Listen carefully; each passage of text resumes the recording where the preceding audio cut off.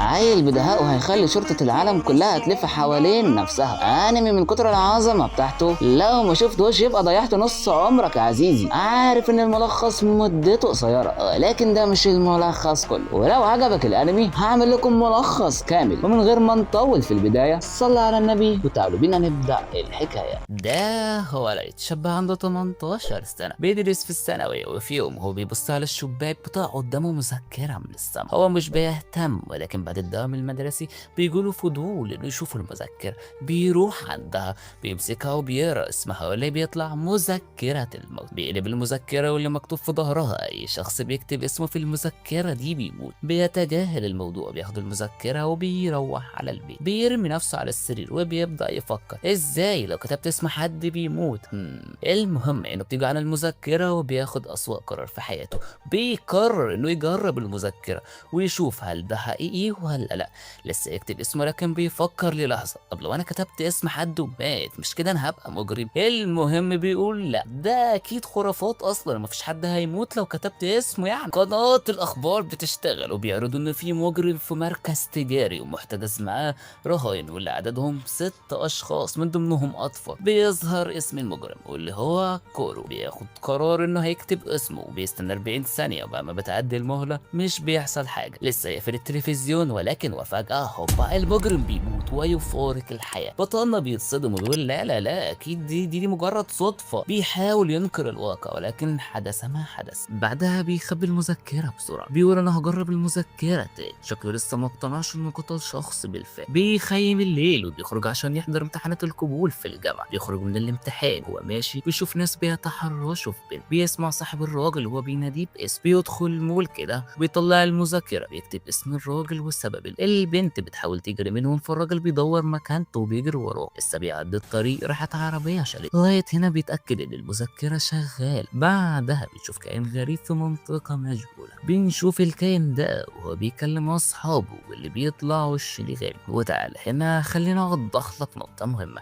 الشينيغامي كائنات مسؤولة عن أخذ أرواح البشر. كل دي مفاهيم خاطئة ولا تمد للواقع بصلة، ونحن مسلمون ونؤمن بالله عز وجل. المهم بيقول لهم أن المذكرة وقعت مني في عالم البشر. بينزل عالم البشر وبيبدأ يتعقب المذكرة. بنرجع للايت واللي بيوصل على البيت واللي بتستقبله أمه وهي مستنية منه أخبار قبوله في الجامعة. بيديها نتيجة الاختبار واللي هو ناجح بتفوق. بيقول لها أنا طالع أذاكر ويا ريت محدش يضايقني. بيدخل أوضته وبيبقى مبسوط بالمذكرة، وهنا بيقطعوا صوت غريب من ورا. بيبص وراه وبيتصدم، بيقع على الأرض. بيبص على الشينيغامي اللي واقف وراه. بيقول له أنت اتخضيت ليه يا حبيبي؟ أنا صاحب المذكرة اللي في إيدك دي. بيقول له اتخضيت إيه يا عم؟ أنا كنت مستنيك من زمان. أنا كنت بصراحة مفكر الشينيغامي مجرد خرافات، ولكن بقى ما جربت المذكرة وشفتك كل حاجة وضحت لي دلوقتي. بيقول له التعويل بشري، يمسك المذكرة ويستخدمها من غير خوف. بيقول له أنا غير الناس يا صاحبي، وبما إني دلوقتي عارف بوجود المذكرة والشينيغامي فإيه مصيري دلوقتي؟ بيقول له ولا حاجة يا عمنا، بما إن المذكرة وقعت في إيدك فهي خلاص بقت بتاعتك. بيقول له الله، يعني هي خلاص كده بقت بتاعتي؟ بيقول له لو مش عايزة تقدر تديها لأي حد عادي، ولكن بمجرد ما تعمل كده أنت هتنسى الموضوع ده خالص. بيقول له طب وإيه التمن اللي هدفعه في المقابل؟ بيقول له بص يا صاحبي، الإنسان اللي بيستخدم المذكرة بيتملكه الرعب والخوف، ولكن لما تيجي تموت أنا اللي هكتب اسمك يا حبيبي، وما اقدرش أقول لك اللي هيحصل لك بعدها. أمه بتخبط على الباب. الشينيغامي بيقول له افتح لها عادي. بيفتح لها، بتسأله إذا كان عايز حاجة. بتبص وراه مش بتشوف الشينيغامي. بيقول له أنا مش عايز حاجة وبتمشي. بيقول له ما تخافش يا عمنا، الشخص اللي بيستخدم المذكرة ما فيش غيره يقدر يشوفني أو يسمعني. المفكرة بتربطنا ببعض بمعنى أصح. بيقول له طب خليني أسألك سؤال، ليه بقى اخترت إن أنا بالذات أستخدم المذكرة؟ بيقول له اخترتك إيه يا حبيبي؟ المذكرة وقعت مني أكيد، يعني مش هختارك عشان سواد عيونك. بيقول الكلام ده مش عليا أنا يا صاحبي، هو في شينيغامي برضه بيوقع مذكرته بالغلط، وبعدين أنت كاتب حتى شرح طريقة استخدام المذكرة يعني. بيقول له شرح إيه يا حبيبي؟ أنا رميت المذكرة عشان كنت ملان يا صاحبي. احنا الشينيغامي حياتنا ملل بكل معنى الكلمة. بننام ونصحى ونكتب اسماء ناس ما نعرفهاش، فجت في بالي فكرة ان ارمي المذكرة وهي وقعت في ايدك في النهاية. بس اللي مستغربه اكتر الراجل اللي خلت العربية تخبطه. بيقول له بص يا صاحبي، انا لو ما كتبتش طريقة الموت كلهم هيموتوا بنوبة قلبية. انا ناوي اقضي على كل المجرمين اللي في البلد. بيقول له الله،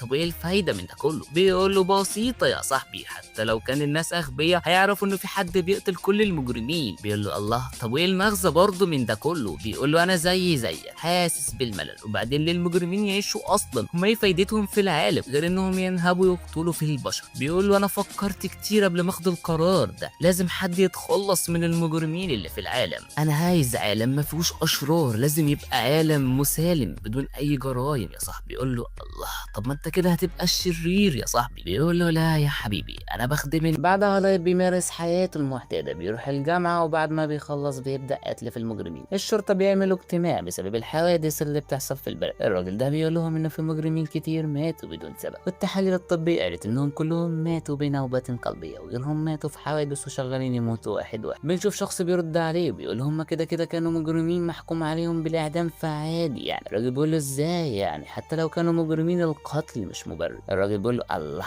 طب واحنا نعمل ايه يعني؟ احنا مش عارفين حتى اذا كان حد قتلهم ولا لا. بيقول له يا جدع، يعني اكتر من 100 شخص ماتوا في نفس الثانيه، عايز ايه تاني غير كده؟ المهم بيحصل بينهم شويه مناوشات، ولكن في شخص بيطلع بالحل. بيقول لهم انا عندي الحل، احنا هنجيب المحققين. كلهم بيسكتوا للحظه، بيناقشوا الموضوع بينهم، وفي الاخر بيقف. ففي شخص بيقول للنقيب هو مين ايه اللي ده يا عمي؟ بيقول له ده محقق عندنا ومحدش يعرف اسمه او اصعب القضايا واللي ملهاش حل هو حلها، ودي بقى ورقتنا الرابعه. بعدها بيدخل شخص غريب وبيبدا يتكلم، بيقول لهم ان اللي بدا فعلا تحقيقه في القضيه. بيفتح بس مع اللي بيبدا اللي انه يتكلم معاه، بيقول لهم انا عايز كل الدول تتعاون معايا وتحديدا اليابان. المحقق بيقول له اشمعنى اليابان يعني؟ بيقول له احتمال كبير ان المجرم عندكم في اليابان. بعدها بنروح عند لايت وده بيعمل مذكره عاديه وبيحطها في الدور. الشينيغامي وده بالمناسبه اسمه ريك بيقول له يعني انت قاعد تحط وتشيل وفي حاجات غريبه وفي الاخر رايح تحطها لي في الدور. بيقول له كده احسن، وغير كده اللي هيشوف المذكره مش هيشك فيا وهيفكرها يوميات العاديه. بيقول له بص بقى اللعبه فين يا معلم، هتفك القلم ده كده وتدخل الانبوبه من الفتحه اللي تحت دي، وبكده هيفتح معاك الدرج الخفي، وده بقى اللي فيه المذكره. يخرب بيت دماغك يا جدع، ده انت داهيه بكل معنى للكلمه. الواد بيكمل وبيقول له مش كده بس يا صاحبي، حتى لو حد كشف مكان الدرج الخفي انا هعمل احتياطاتي بحيث اي شخص يفتح البرج بالطريقه الغلط المذكره تضم. الواد مخطط لكل حاجه، حتى لو اهله سالوه هيعرف يخلع منه. بيقول للشينيغامي يحصل حريق في البيت احسن ما تعدم يا حبيبي، مش بقول لكم الولد ده هي.